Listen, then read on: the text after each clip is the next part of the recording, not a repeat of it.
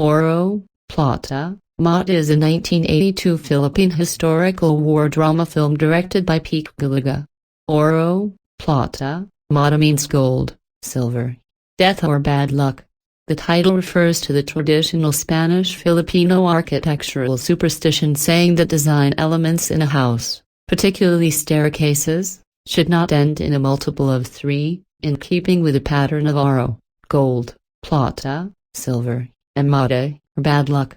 The film is structured in 3 parts that depict this pattern played out in the lives of the main characters, from a life of luxury and comfort in the city, oro/gold, to a still luxurious time of refuge in a provincial hacienda, plata/silver, and finally to a retreat deeper into the mountains, where they were victimized by guerrilla bandits, mata/bad luck.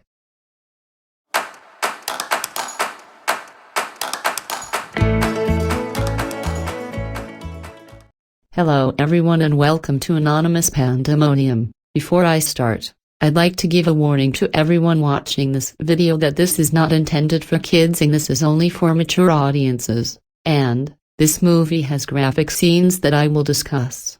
And if you're not comfortable with that, please skip this video. This is a 3-hour and 14-minute film that I will discuss, and it will take a lot of time, so you better subscribe. Also, I want to add that this is one of my favorite Filipino movies of all time. Let's start with the movie's synopsis. Oro, Plata, Mata traces the changing fortunes of 2 haciendero or sugar estate-owning families on the island of Negros during World War II. The Ojeda family is celebrating Maggie Ojeda's debut. In the garden, Trining, Maggie's sister, receives her first kiss from Miguel Lorenzo, her childhood sweetheart. Don Claudio Ojeda and his fellow landowners talk about the impending war and some of the young able-bodied men decided to enlist for the war. The celebration was cut short by news of the sinking of SS Corregidor by a mine. As the Japanese invasion force nears the city, the Ojeda family accepts the invitation extended by the Lorenzos, their old family friends, to stay with them in their provincial hacienda. Nana Ojeda and De Lorenzo try to deny the realities of war by preserving their pre-war lifestyle. Pining for her fiancé tilde copyright, Maggie goes through bouts of melancholy. Miguel and Trining turn from naughty children into impetuous adults. 2 more family friends, Joe Russell and Viring, join them in the refuge. As they witness the burning of the city and the enemy in advance, the families evacuate to the Lorenzo family's forest lodge. A group of weary guerrillas arrive and Joe tends to their injuries. The guerrillas leave Hermes Mercurio behind. Miguel endures more comments of the same kind when he fails to take action against a Japanese soldier who came upon the girls bathing in the river.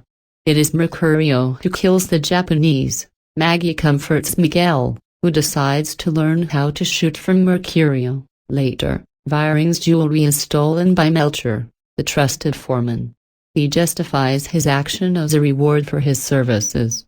He tries to break the other servants' loyalty by telling them to join him, but they did not force Melcher to leave. Later, Melcher and his band of thieves return and take revenge on them. They raid the food supplies, rape Inde, and chop off Viring's fingers when she does not take off her ring. Trining unexpectedly goes with the bandits despite all the crimes they had committed against her family. These experiences committed Maggie and Miguel closer together. Miguel urges the survivors to resume their mahjong games to help them cope with their trauma. Miguel is determined to hunt the bandits down and bring Trining back. He catches them in an abandoned hospital, but his courage is replaced with bloodlust, driving him to a killing spree.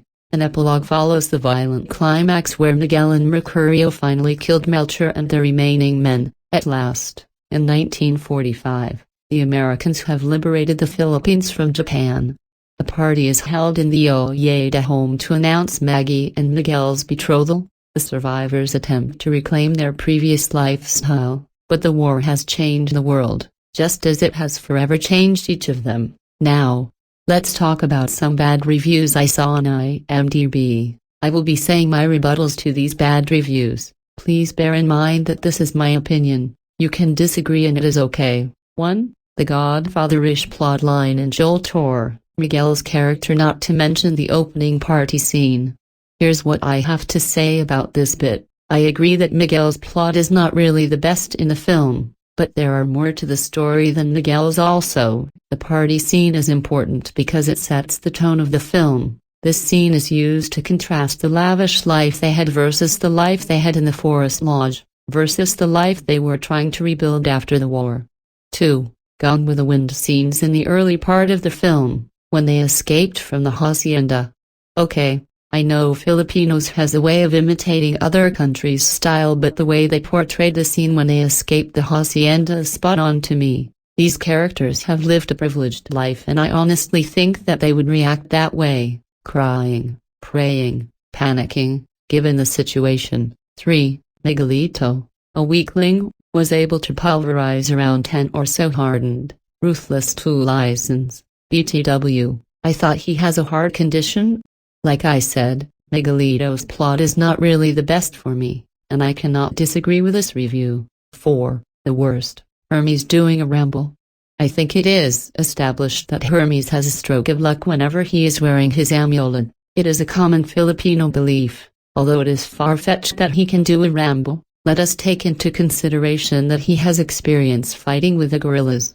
Melcher and his buddies were regular townsfolk who decided they can take advantage of the war. 5. Sound design is extremely bad, struggling to listen to the characters' voices. The SFX were childish. Please take note that this movie was made in 1982.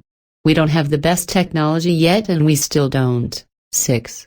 Unnecessarily long. 3 hours that felt like 5. Impressed to learn that was initially 5 hours long. It is a long film and a slow burn at that, but to me, I wish I can watch that 5-hour version. 7. Nonsensical and unrealistic violence, made you feel like you were watching a low-budget splatter. Again, we don't have the best special effects. This film needs to be violent. It was one of the Philippines' darkest history. 8. Excuse my OCD, but even the title or Plata, Mata, 3-part, is not in accordance with the film, which is somehow in 4 parts. City, hacienda, forest house, slaughterhouse. Somehow correct about the 4 parts but not city, hacienda, forest house, slaughterhouse. More like their lavish lifestyle in the city, the lifestyle in the hacienda, which is still good but not the best. The deaths in the forest lodging, the end where they tried to rebuild. They did not live in the slaughterhouse, did they? Now I know this movie has flaws, but this is still a masterpiece to me. I was so excited when I saw this available on Netflix.